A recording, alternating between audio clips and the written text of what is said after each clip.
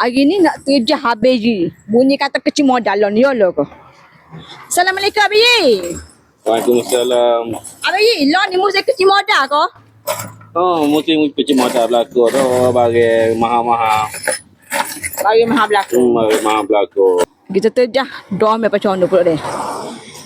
Meh, gua ada cabut rumput tu. Mana? Cabut rumput kecil modal nak upah kan mesti rumput. Tak boleh kecil modal. Kecil modal? Oh, punya-punya ni kena kecil modal be.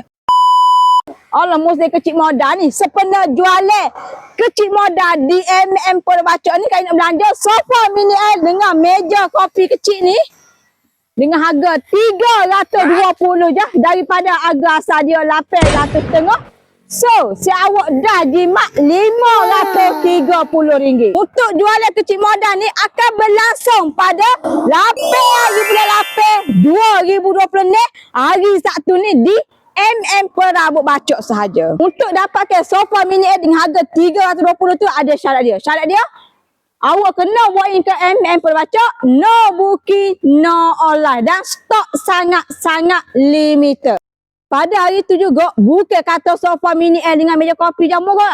Semua item dalam kedai ni, Kak Haji nak belanja harga special ke si awak. So, save the date pada 8 bulan 8 ni pakai mari di MM Perabot Kedai Lalak Budi Bacok. Jumpa Kak Haji sini. Bye-bye. Lacak. Assalamualaikum.